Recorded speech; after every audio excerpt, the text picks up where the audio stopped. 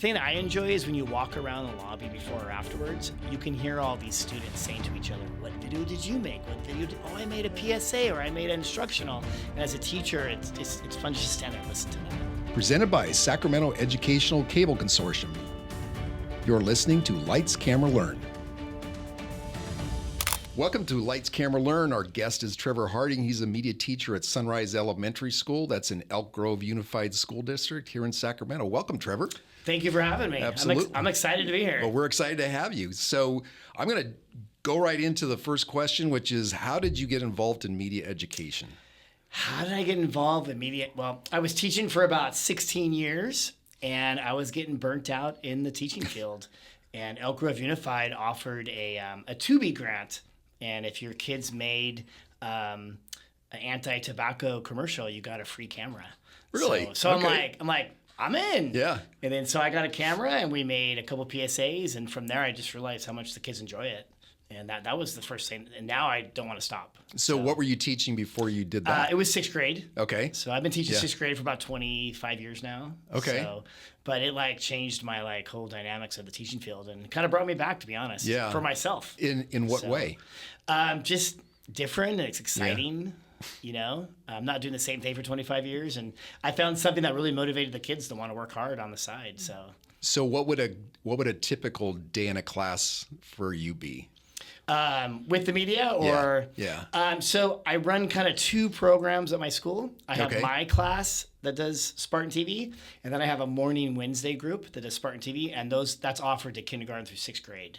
Okay. So I have about 30 kids every Wednesday morning outside of the school. 30 kids. Within my school. Right. Outside of my classroom, but then I run the program in my classroom during the day. So these are all, in that classroom, there's kids K through six, six. Yeah. Most of them are like third through sixth, but Sure. I have a first grader that comes with a dad every time. So I had a kindergartner the year before, but So that's quite an age range. So how do you organize that and keep everybody on task? the K and second graders are kind of just our stand-ins. They do get to use the equipment here and there once they can show me they can do it. But mostly third through sixth grade, they handle it. Okay. They work with them. So they'll pull the second and first graders when they need them. So are you kind of using them to also teach the younger ones? Absolutely. Yeah. Absolutely. Yeah. Yes. So in the process of that, I know that you also have an interest in magic. Do you Yes. ever use that in the classroom? I use the magic when I teach history. So I have Okay. a lot of tricks that will bring out different characters in history and keeps it on cards. Okay. And So describe one. I'm kind of curious on what that would look like. I would show three cards, and there's three explorers.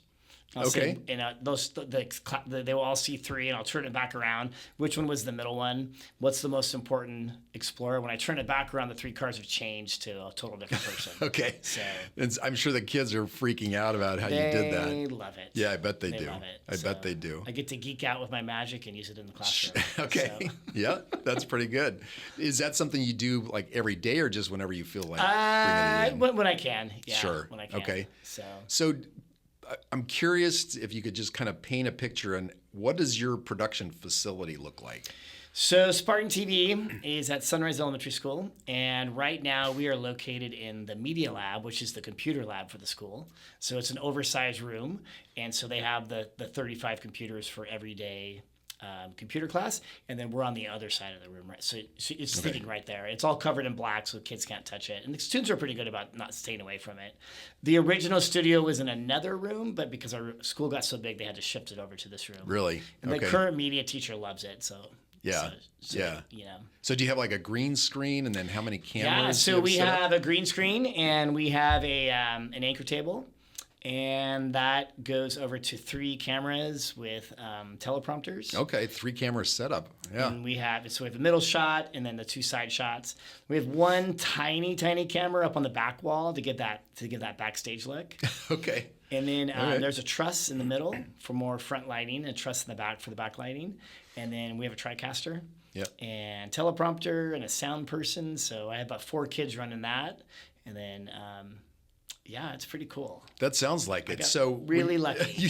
Sounds like it because I've seen some of the other setups, and I think there's middle schools that don't have what you have in terms of a setup. They'll be lucky if they have 2 cameras, let alone a designated place to do that. And that's because of SECC. Okay, thanks for the plug. Thank you for the plug. So as long as you brought that up, what role do you feel like we've played in helping you? Well, about 8 years ago, I got the 2B grant at another school, and I had PG TV there. And I know I have a big setup at Sunrise, but at PG, you don't need a big setup, to be honest. I had one camera and a piece of black paper. Okay, yeah. So then when I moved to Sunrise, I got offered a grant from SECC, and I ended up with 3 cameras and a big green screen, and I was told, hey, do this, and we'll see what you can do next year. And so I got 2 more grants. Oh, that's great. Okay, well, I'm glad we were able to help with that. Yeah, it's incredible. Yeah. So how do you, in terms of then the kids and the roles that they play in the production, how do you choose who the kids are, or how do they rotate through these roles? How does that work? So I have a system. I have a 5-level system. Okay. So the kids are all trying to get to level 5. Okay. So it's kind of like, it's not requirements, but it's assignments to get to level 5. And each level, there's a small little test. Okay. So level 1, 2, 3, 4, 5. Level 1 is basically just, you can show me how to handle the equipment. Yeah. And you can make me one intro about yourself. Okay. And they basically can film it and get it onto the computer and edit it. And it's basically, hi, I'm on Spartan TV. and that's pretty much it. Right. Level 2, they make a PSA for me and instructional. Mm-hmm. And then level 3, they make me a creative expression and a news story. Okay. Level 4, just more news stories for the Yeah. year. They help us create the program. And then level 5 is they can make me a documentary, and they can actually be at the anchor table or run the technical part. Okay. So most kids get to some kids will get to level 5 within a year, but most of them are just throughout the years, 2 or 3 years they'll get it. But it's a 5-tier system. Okay. They love it. And these are the 6th graders that are going through These that. are the 6th graders Yeah. and my morning group. Okay. Yeah. Wow. Okay. So I found with elementary school is a little different than junior high and high school. Junior high and high school, the students get grades for the videos. So we don't have that in elementary school. So I had to find something to motivate them a little bit. Yeah. And also just gives them things to work towards. Sure. So is this an elective or a class that it is literally if they want to be part of it. Got it. Yeah. So okay. Lit if they want to. So obviously the kids are motivated to be in there, but do they ever come in there kind of reticent about picking up the equipment, doing the job or projects, and then how do you get them past that? Absolutely. Some will come super shy, which is really fun to see them get on camera, and then they're not shy anymore. Some we have to really watch because the way they handle equipment. Yeah, I can imagine. So they learn that, right? But most of them, after a while being in there, they get really comfortable with the equipment and what we do. Yeah. Some of them, it's interesting. Some of them don't want to be on camera. They just want to film and edit, and some just want to be at the technical booth and run the TriCaster, and so it's all different levels. We also have students that can't be on camera for legal reasons, and so we let them be in the program. Sure. So they just, there's a lot of jobs they can do. So it sounds like some of these kids kind of self-select where they really want to for the most part, yeah. Most of them want to be on camera though. They all want to be at the anchor table.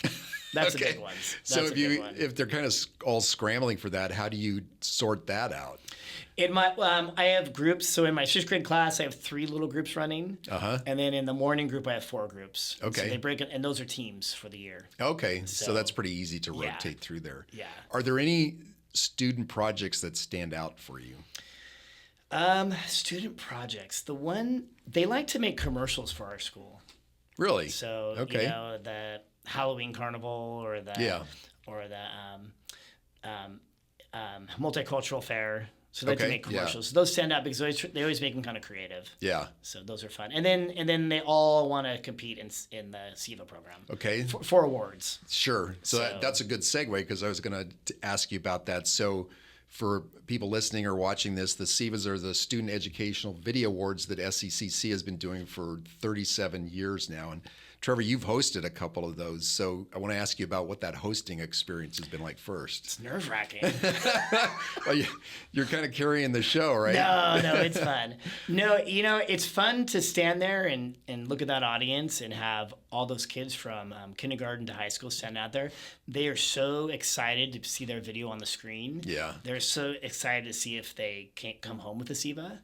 But the thing that I enjoy is when you walk around the lobby before or afterwards, you can hear all these students saying to each other, "What video did you make? What video did? Oh, I made a PSA or I made an instructional." And as a teacher, it's fun just to stand there and listen to that. I bet, because they're passionate about it and they want to win. Yeah. And so, and I also really enjoy that you'll see when an award wins, everybody in the room claps. Yeah, it's not. that's true. There's so much support for everybody. So, Yeah. It's touching. Yeah. I get a little choked up, to be honest, when I'm there. Well, sometimes. I can see that because this was my first year both judging and then being a presenter, or at least speaking at it, and I could certainly see just the emotion that the kids have as part of that. But then, like you said, kind of the cheering everybody on and feeling like you're at least supporting each other through that. Yep. Yeah. Your kids have won. Some of your students have won, right? We have won. Yeah. Yeah. What were some of the projects that won? Some of the projects. A lot of PSAs. Yeah. Those a lot of food PSAs. Okay. For some reason, they all want to make food PSAs. Yeah. Instructional videos. Yeah. We had a creative expression one time where a sixth grader did this. Students being messy in the lunchroom. Okay. And then all of a sudden the trash cans start to surround the cafeteria table, and so the trash cans are attacking the students. Oh my gosh! So one kid gets up to run, the kid falls on the ground, the trash can actually picks him up, and then the next shot is the little girl saying, "I told them not to throw trash on the ground," and the next shot is we have 8 kids upside down in trash cans. Oh, that's great. Trash cans are attacking. Right, that's great. That was a fun project. It took about 2 weeks for this one student. Did you use stop motion? I take it, or how did they? Yeah, it was a lot of clipping clips together. Okay. And trash cans on ropes to make it look like they're surrounding the. She went all out on this. Wow, she did. I could see how that would win. It was pretty cool. Yeah. Have you ever judged? Yeah, many years. Yeah. Yeah. It's fun to see. It's fun as a media teacher to see all the different videos that are out there. Yeah. It's really neat to see the difference from elementary school to high school. Yeah. The difference in the video making and the topics. Yeah. That's fun for me to see. When you've judged those, based on your experience, especially as a media teacher, can you kind of tell which ones are going to stand out and maybe even win versus the ones that won't? You can, you yeah. can. You see the flow of the video. You see what they're saying. You see just the transitions and just the jump, lots of jump cuts or not. Yeah, yeah. Sometimes you're judging, you'll choke up a little bit sometimes when you see these videos. Yeah, I could see that. I choked up last year judging I did high school documentaries, and there was a young lad who he had a heart transplant. And I remember that. He filmed his entire journey and and before and after, and I choked up when I judged that. So no, I could see that. To see that, so yeah, it's also what I find interesting is the light some of these kids shine on some of the things culturally that they are either the families do or something within their very culture, like certain dances or practices or things like that. I thought those were an interesting way that they bring light to that. There was the 9/11, all the firefighters going up and down the ladders at what's the school out by? I know which one you're talking about. I can't remember what the name of it. That one touched me. That was a couple years ago. That got me. They filmed that, Yeah. I had a student do a little news. He went over to India and filmed what it looked like in India. Did he really? Grocery stores and his house and schools, and it didn't win, but it was good just to see his culture and the way it was a third grader. Wow. That was a couple years ago. That's interesting because that's certainly a country and a part of the world that the average person here would never get a chance to go to. So that's cool that he was able to kind of give some exposure to that. We had a fire about 3 years ago near the campus, and so I get these text messages from parents like, "Can we go film that?" And I go film it. Go do it. That's live. Right. Yeah. So they went out and got videos of the firefighters filming that. So some kids really get into it. Oh, I bet they do. So what do you think are the skills that kids are using in your class that transfer to either other topics or as they get older in life and then they can carry that with them? The research skills, because I do make my students research topics. They'll bring me a topic and go, "Well, you need to go research that and come back to me when you pitch it to me." I need to know a little bit of background on that. Yeah. Depending on what it is. So you see that transition over to their writing in the sixth grade classroom for researching on the internet. Sure. Copyright. Okay. They're really good about, they want to use a song, so they've learned how to really copyright, which is good for their own, because a lot of my students will make their own reels and videos. Sure. So that's another one. Gosh, I'm trying to think. So one of the things that I know other folks have mentioned is the opportunity to collaborate, because a lot of times when kids are given assignments, it's not always team, but there isn't a chance in the world that you would be given a single project to work on your own doing a media production.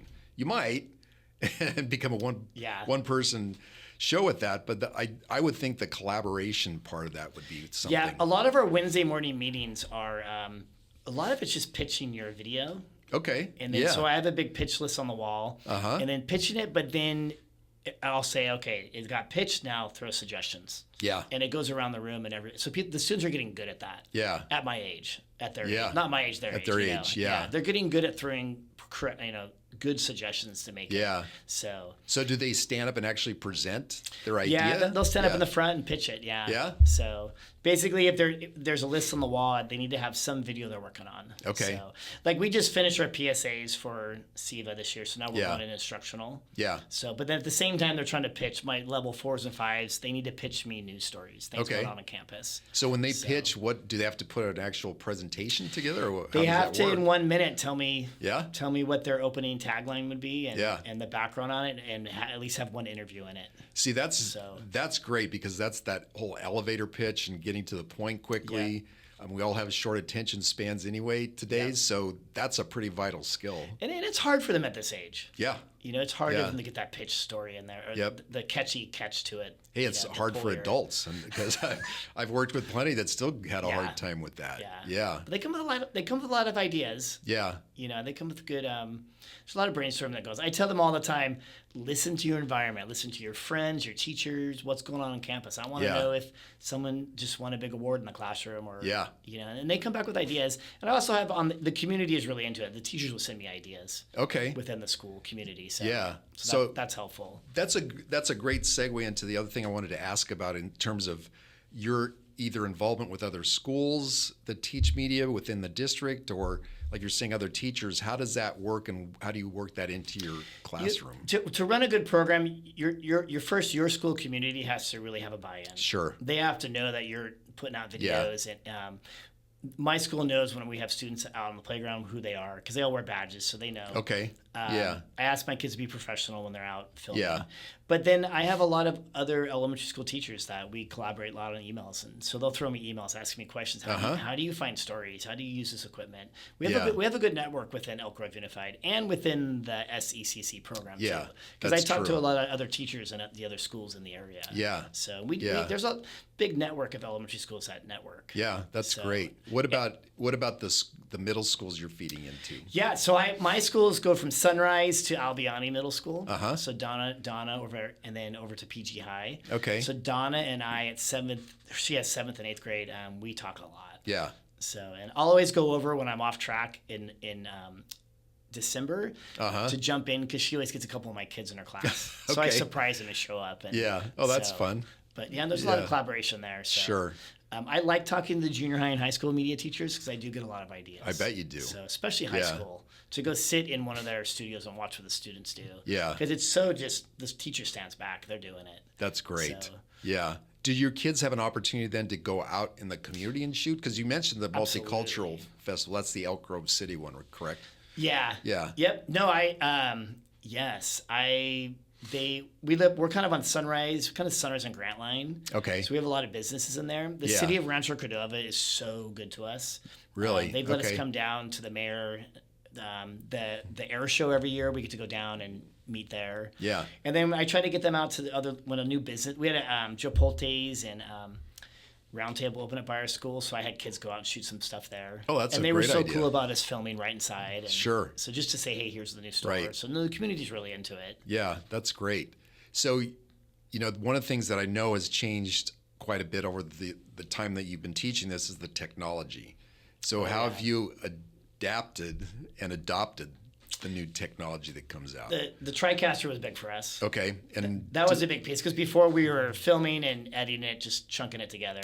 Okay. The TriCaster now we can just film it in one take. So yep. They only get 1 or 2 takes on it to practice it and then film it. So I am trying to teach my older 4 and 5 students to use their cell phones just to for reels. Yeah. When they're out and about on their own. Because they can take the cameras out, but it's sometimes easier for them at this age just to use their phones. Yeah. So they're working on that. Okay. To get the right shots. Yep.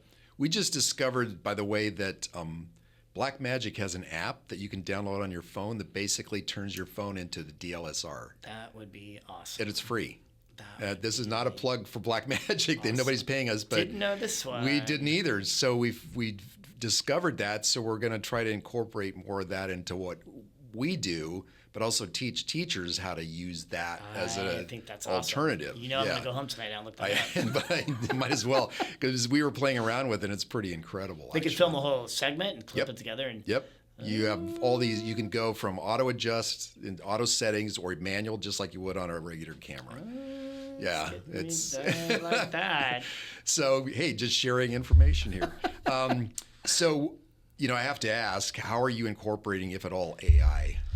I'll be honest with you. I haven't hit that yet with this grade level. I'll be so honest with you. A lot of my 6th grade class, they don't talk a lot about AI yet. They don't know how to really use it. I don't want to say how. Right. But I get that question a lot. But like for essays, they haven't touched it enough. Okay. Yet, so yeah.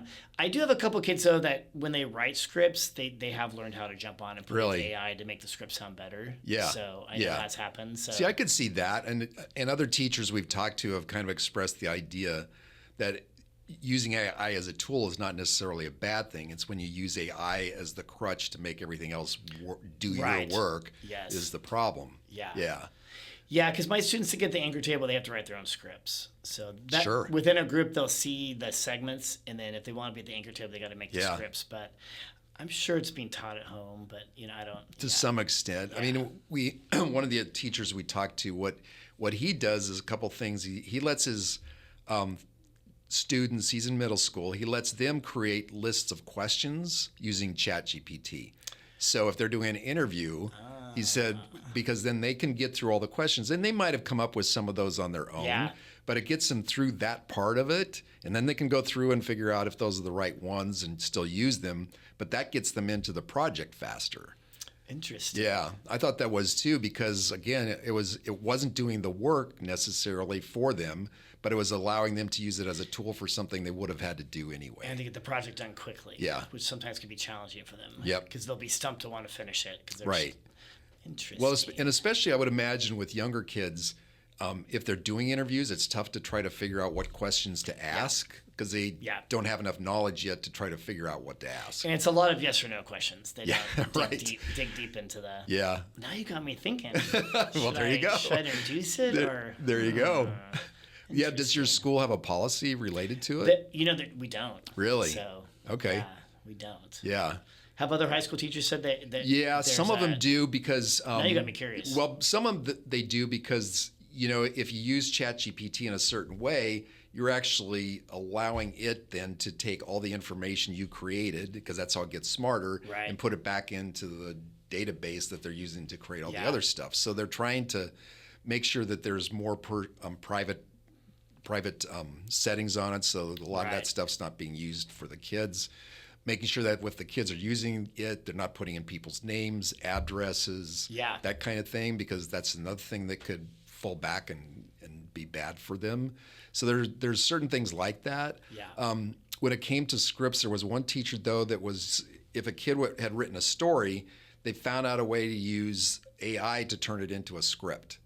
So that way it turns around and it reformats it. It isn't doing the work of writing the story. Right. It just allows them to format it. So again, it lets them get into the actual production faster. I mean, I'm not against it. We aren't either. I mean, we're using it here for some of the productions that we do. There's some of the schools are starting to use different platforms to create music. So again, as you know, we don't let any private music, that's got copy written on it into any of the projects because we end up airing it. But there's so many different platforms out there now that let you create music with all kinds of elements to it. My students have a binder, Spartan TV binder with the five levels. Yeah. And level 4 has interviews, and there's sentence starters in there for interviews. Sure. Questions. So, yeah. But now you got me thinking. It's interesting that it's all over the place, right? The use of it. Yeah. Different schools, different teachers, different levels. Yeah. And I think that's part. it's both an opportunity, but also part of a problem, because if there's no unified way to use it within classrooms, then you're all kind Right. of struggling with what to do with it. Are there some districts that totally ban it? Not that I've heard of yet. Okay. I imagine in other states, other districts, Yeah, there could be, but not other in this counties. Right. Not in this area. Yeah. Yeah. And a lot of that gets dictated by the IT folks, because they're all Right. about security, right? Yeah. So if it looks like it's being used in a way, or if there's a platform being used that could compromise Right. the security of the school, that would be a problem. So there you go. There's a couple ways to Thank do you. it. No, it's interesting because the technology part is obviously keeps changing. And what about the cameras? I mean, you've seen those change, right? Yeah, we got some field cameras from SECC, Yeah, and it took yeah. a little bit of time for myself to get used to them. Yeah. But then I could operate them first, and then Yeah. But most of the time, the students, I mean, my students aren't doing; they're just shooting. They're not really adjusting Yeah. filters and stuff at Yeah. my age. Yeah. I'm trying to learn it and teach them. Yeah. Some of them will. I had a student last year, Holly. She really got into learning how to adjust the images. Okay. Get in there and look at the shutter speed and all that, which is Yeah. interesting. But most of them just want to shoot and point Yeah. at my age. Yeah. You know, Yeah, she I she can was see really that. into wanting to fade out the back of Right. an interview, but most kids don't get that yet. So. Yeah. But technology, yeah, it's just different in elementary Yep. school. I think. I could see that. From the very beginning, get them started, get them excited about it, send them Yeah. on to junior high. Donna's always like, man, I love when your kids come through, because I'm not teaching how to edit and Yeah. film and segment. And so she's like, I just put them right away, start training the other seventh Sure. graders. So Yeah. That's pretty good. I mean, so do you see, I know, I'm sure it's kind of hard to tell, Trevor, but do you see like a percentage of kids that really gravitate toward it, go, this is definitely what I want to keep doing? Maybe they've not decided yet at that age that that's what they want to do as a career, but how many would you say have that then as a preference, they want to keep doing it? I send Donna maybe 2 or 3 every year. Okay. A lot of the sixth graders are excited to have different electives because Sure. it's the first time having that. Yeah. But I do track them Yeah. throughout the years, and they'll end up going back into, because they go to Pleasant Grove High School. Yeah. They'll go into other media programs their junior and senior year, and they're back Really? into it because they'll email me like, "Hey, Mr. Harding, I'm back in the media program." Oh, that's great. So I do keep track of it, but Yeah. from me, maybe 2 or 3 students. Yeah. You know. Have you had any since you've been teaching this that have gone on to do it as a career? No, I want to. I want that to happen one day. Yeah. Yeah, I would love Yeah. to. That would be fun to see. Yeah, we talked with So- Dawn Williams, who teaches at Franklin High School in the same Yes. school district, and Yes. she's had a couple of Dawn is my buddy. she's had a couple of students that have done pretty incredible careers. Yeah, at some point they're putting a new school. About 3 years, they're putting a new high school up by my school. Uh-huh. So I'm tempted to try to compete, Yeah. not compete, but try to interview for Yeah. that Yeah. high school position, because Yeah. I think it would be fun to do that. Yeah, so, just I to think see. so too. So, but I don't know. It is fun to work with the small ones. Yeah, to I get bet them, it to get them is. started and excited. So What makes it that way for you? I think because I get them for the first time and they're still young. Yeah, yeah, You know, and it is an amazing skill to have at that age. yeah, So to It is. think of that story and shoot it and edit it, that's a Right. great skill. yeah. So when you're teaching it, do you ever, maybe not directly, but do you ever incorporate media literacy into how you're teaching this? Media literacy, like So the idea of being able to suss out, how news is produced, what actually you should understand, what makes a fake piece of information, how information is created, anything like that. And maybe they're too young at this point, but I'm just curious if you they might work be a at that. little young on that. Yeah, yeah, yeah, yeah. I just think about that one. yeah. That's okay. Yeah, I was just curious because I know obviously in the high schools and some of those teachers that we've talked to, that's built into the way they're teaching it, and just to be able to have those students be more discerning media consumers, because obviously we're just inundated with so much Right. anymore. Yeah. Yeah. So it's certainly with the older ones I can see, but for Yeah. where you're coming from with the younger ones, I could see that would Yeah, a be lot of different. these are just get a story out. Yep. Yeah. Be on it, Yeah. and get it, edit and put. One of the hardest things for elementary school kids is keeping all the media organized.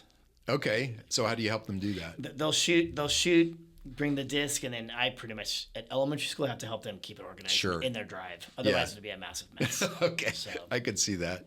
So if you were going to give advice to any elementary school teacher who wanted to teach media, what would you tell them? My advice would be is to call SECC Okay. and say that I want to start a studio. Yeah. Because I promise you that as a teacher, you will absolutely want to take it and skyrocket on Yeah. it. And your school and community will love it. Yeah. Having a media program on your site. And it is probably one of the most enjoyable things I do. And if every school, I mean, I'm pitching for Elk Grove Unified because I work for Right, them, but all right. the surrounding Yeah. surrounding schools too, put a media program in your school. It is the best thing for a school. Everybody wants to be on the camera. Everyone wants to be on the show. Yeah. It's amazing how awesome it is. What kind of feedback do you get from parents with the students that they have? They love it. Yeah. And when parents leave the school, they're like, "Man, I'm going to miss this." Really? So yeah, there's a lot, and a lot of people want to be in the program. Yeah. We don't take everybody. Sure. And that's a hard one. Yeah. Because I can't manage that many. Yeah. But no, the feedback's good. We're Yeah. and the city really enjoys it. The city actually had us come out and do a couple of promos for some of their events. Did they really? So Okay. they're really nice Yeah. about that. Yeah. They put them on their websites. Yep. Okay. But That's we did great. that for a little bit. So What a great experience for the kids. man, I wish every single elementary school could have a media program. To be honest. Yeah, because in the county there are about 110 of you that teach media. But In there's elementary school. no, just overall, in all grade levels. Yeah. But there are almost 400 schools in the county, so that means only about a third, or actually about a quarter are teaching media. Yeah. At least that we know of. And a lot of that is, especially elementary school, the teacher has to want to do it. Yeah. Because honestly, Yeah. you're doing it because you love it. Yeah. So you're not really getting. I mean, you're getting a lot out of it, but you're not getting Right. compensated for it. Yeah. I know with the new VAPA coming out, VAPA Yeah. funds, it'd be nice if every Do you want school to? had a. What does the VAPA stand for? VAPA is Visual Performing Arts. Yeah. So there was a new grant that came out for all the schools. Yeah, I heard about that. So they're putting music teachers in the schools. And, Yeah. I was actually asked to maybe be the VAPA teacher for 2 schools and do a media program. but Really? I turned it down because I kind of just wanted to stay at my one classroom and Yeah. have my morning program and my students. So, but yeah, if we can find a way to get all elementary school teachers to want to do it, I would love that. it is so awesome for Yeah. the community. Because if you think, like I said, if there's only about a fourth of the schools that have it, what the other kids are missing out on. Right. And as you know, it doesn't really take that much to start a program in terms of equipment or Not things at that all. you can. You don't have to have all the fancy Nope. stuff. I'm very lucky what I have. Yeah. I still take a deep breath sometimes when I walk in there, like, I cannot believe I have this. Yeah. But you literally could put a piece of paper on the black wall and use your fluorescent lights above you and, Yeah. and shoot a newscast. Yeah. And it doesn't have to be great. But Right. you could find, just show what's going on campus. Yeah. 3 segments, 5 minutes, and Yep. everyone will You're love it. absolutely right. When I originally started, we didn't really have the YouTube going, so we were cutting 32 DVDs. And we would Okay. deliver those DVDs to classrooms to show Uh-huh. PGTV. Oh, man. That's how we got our broadcast out. Okay. We did it every 2 weeks. So you've been able to lose a couple of steps in the process now. Yes. Yeah. Oh, yeah. Yeah. Now we Yeah. just shoot up to YouTube and we send that link out. Right. Right. So So if there was any piece of equipment or anything you could currently have for your class, what would it be and why? oh, like a new piece? Yeah. Oh, definitely a golf. I'm not saying we can fulfill it. I'm just That was my asking next 'cause- question. Right. Yeah, Right. definitely a media van for Yeah, sure. sure. Yeah. A golf cart. There you go. I would love to have a set of Mac computers so I could edit. Oh, sure. So we're all on Chromebooks. Chromebooks right? and Yeah. using WeVideo, which Yeah. isn't bad. It's great. Yeah. Web-based is great. You Yeah. know, but it'd be nice to have. We would like to teach the kids all the Adobe editing. Sure. And so elementary schools we don't get the Apples, so Yeah. they're expensive. Junior high and high school do. So. Yeah. But I would love to have maybe 6 or 8 Apple computers, I could see that. Adobe in there, and start teaching the kids that. Yeah. The levels 4 and 5. Yeah. So because you can do so much more with it. So. Yep. And I'm learning Adobe more myself. So Yeah. I need to learn more about that. But And most of the things that you've learned in terms of what you do with your class and how you teach the production, everything, is that mostly just self-taught? You've gone out different places? self-taught, yeah. Yeah. Talking to Don Williams. Yeah. Melissa May, Brian at Oh, I know who you're talking about. Yes. Brian, Tammy. Yeah. There's a big Yeah. group of us, so yeah, Yeah. we network a lot. I call SECC a lot when I have questions. You guys are awesome about getting back Thank to you. me. So Yeah. yeah, there's a lot of support out there. Yeah, there really is. Anything else you want to say that we didn't touch I would like on? to find a way to get the entire Northern California to know more about what we do in these studios. And Yeah. I don't know how to do that. Get need more to work pull, on it. get more pull from the local media to see Yeah. what we do, and because it is an amazing program. It is. It's probably one of the best kept secrets in the area. It is too. Yeah, because I certainly didn't know about it till I took this position. And once I got here, I realized how valuable it was and how much people like you are adding to that and what the kids are getting out of it for sure. If you could again go back to the SEVA Awards, you sit in the audience and you feel the tension and the excitement. It's overwhelming. Yeah, you it know? really So, is. Yeah, I don't know how we get out there more. We'll have to work on it. Yep, and that's part of the reason we're doing this podcast is try to make sure more people know what it is that we're doing here and what people like you are doing, Trevor. So thank you. Thank you. Absolutely. All right. Well, that ends this episode for Lights, Camera, Learn. We appreciate you watching this, and of course, you can see this on Apple Music, Spotify, Pandora, and also on our website secctv.org. You can also support us on Patreon by clicking on Lights, Camera, Learn. Until the next episode, let's make it a great day out there. Thank you.